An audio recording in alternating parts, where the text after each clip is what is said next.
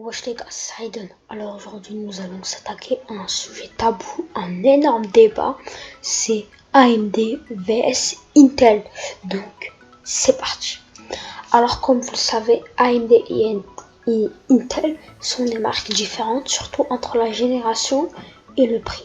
Donc nous allons commencer à parler de AMD puis Intel. Donc AMD est une marque néanmoins pour les processeurs et les cartes graphiques. Donc il y a tout type de produits. Mais c'est la génération car face à Intel, AMD n'a que 3 générations et bientôt la 4e. Et le choix n'est pas fou et je fais référence aux APU sous le nom de processeur intégrant une carte graphique. Et la génération est tendre entre le Ryzen 3 3100G, puis 3200G et pour finir 3300G. Les graphiques font l'affaire, mais il faut mieux investir sur un Nvidia. Mais tout le monde n'a pas les moyens parce qu'on n'est pas tous riches, hein, voilà. Je vous conseille la RX 580.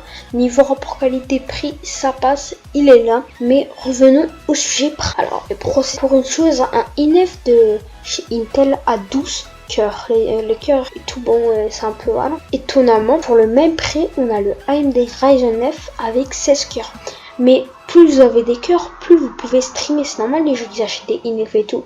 Et si vous voulez vraiment streamer, vous avez des moyens, achetez le INF. C'est le meilleur rapport qualité. Oui, c'est hallucinant. Mais voilà. Puis on a les ventilateurs de AMD qui sont vraiment performants à ceux de Intel car ils ont une couche de dissipateur de chaleur qui est un peu gros quand même. On va pas se mentir, surtout vers les Ryzen 7 colorés. Ceux de Intel, ils sont vraiment tout dégueu.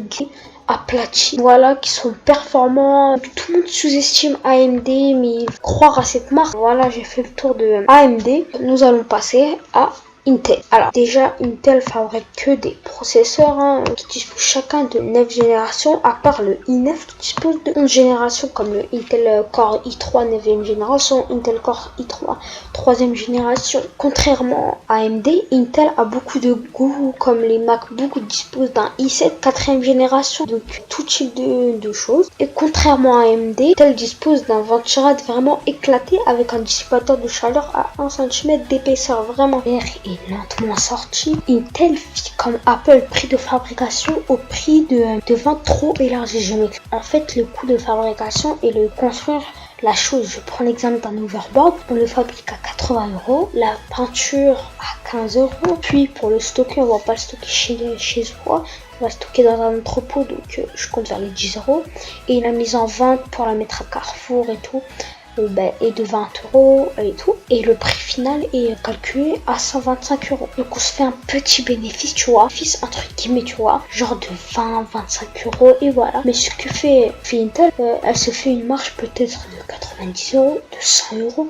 Je peux pas affirmer ça, mais AMD est connu pour le rapport qualité-prix. Donc voilà, j'ai fait le tour de ces deux marques. Si la vidéo t'a plu, n'hésite pas à t'abonner, à liker, et pour ne pas louper de vidéo, active la petite cloche, ça fait plaisir.